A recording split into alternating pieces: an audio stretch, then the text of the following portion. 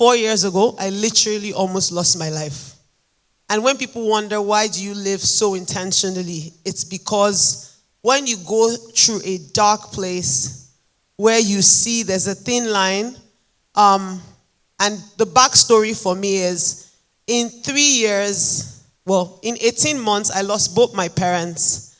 And in 3 years, we lost both our parents. So he lost his parents. I lost mine in 18 months. So together in 3 years, like they were just dying, pop, pop, pop, pop. Like within 9 months or 6 months of each other. And then I had my daughter on a Thursday. And on Tuesday before that, my mom had passed in Lagos from cancer. Now, if you know me, my mom and I are 5 and 6. In fact, my mom and all her kids are 5 and 6. I have 3 daughters. And every time I've had the first 2, my mom will, literally for all her children, she will remove 1 year of her life. So she would go with me to America. She will sit with me in America for 2 months. Then we will go to England together and sit in England for 3 months. And then when she feels like, Shoti, are okay? Are you all right? She's like, yeah. And then we'll go back to Nigeria. And then when we get to Nigeria, she will hang around you for like 9 months. So I don't know how to give birth without my mom. I don't know how to. We will fight. We'll have our moments. We will have everything.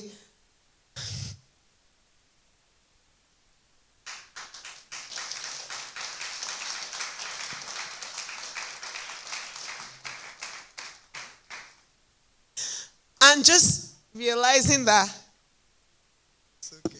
I'll finish. And just realizing that 2 days apart, she had passed, and I had a baby. And the biggest scare of my life, imagine losing your mom, and then I go home, and I get home, and 2 days after I get home, they rush me back to the hospital, and they said.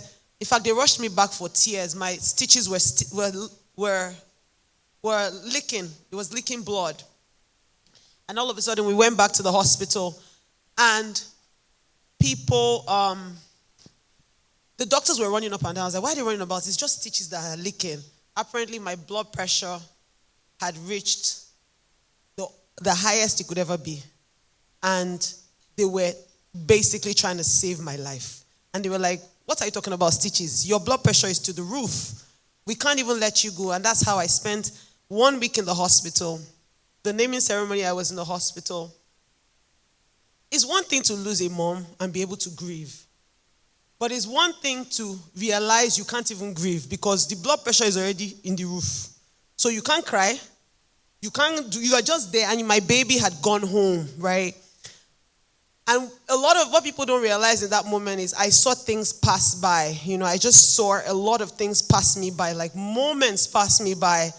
And in that instance, in fact, I remember, I think the third night, I was looking at my mom's picture and I was crying. And I remember her saying to me, you have to get up. You have to pick yourself up. This can't just be it. Because the doctors had said to me, if you don't crash this blood pressure, we're going to keep you here as long as it's going to take to crash it. So I was just counting the days. 1 day, 2 days. And they were like, you have to stop crying, But I looked at her picture and like she was having a conversation with me that you have to pick yourself up. I've done my part. You have to. It's your time to continue your own journey. And in that instance, my daughter, her name is Ogenemine, which means I don't speak Yoruba, by the way. And that's how I know it was a moment. I looked to God, search for it on Google. And I said, I looked to God, search for it on Google. And I picked up my phone and I wrote, what is I look to God in Yoruba? And Ogenemine popped up. And that was how a Yoruba woman gave her daughter Ogenemine. Nobody helped me give her that name. Nobody. My point here is, in that instance, when I couldn't crash my blood pressure, when I was sitting on the bed thinking, this is it. In fact, I remember when I got home, I literally had something say to me, this is how you would have died and your children would have continued their lives. In that instance, I realized that when all else is lost, the only thing you have is God. Your parents would leave, your friends would leave, You will be on your own. When you're in your lowest moment, the only thing you would have is God. And so today, whilst I came in and I was about to cry, and people don't realize that, I remember, and I'm going to end this now, in that period as well, my husband and I almost threw in and said we're not doing again because it was too much. We almost ended. In fact, divorce was the very valid option. Let me just put it that way.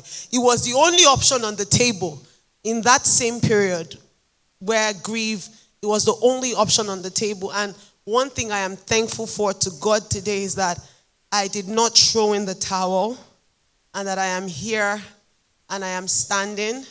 And so for anybody that is going through a rough patch or thinking this is the end, can you just do one thing for me? And if you don't take anything away from this room, just look to God. Because he will never fail. He hasn't failed. I know he's only just started with me. He hasn't failed and he will never fail. I'm very grateful to every single person here in this room. My sister, Bratosi, my family, my egbons, my aunties, I can't even mention everybody that is in this room, but it really means a lot, a whole lot to me, and I do not take it for granted. Before I drop this mic, I'm going to ask for one thing, just to honor them. I'm going to ask that we take a moment of silence for both our parents, if that's okay, please.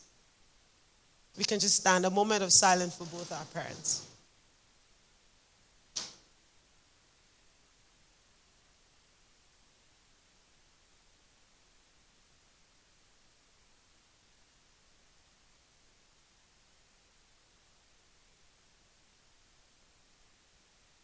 And may their souls continue to rest in peace. God bless you, every single person here. Thank you so much. It means a lot to me.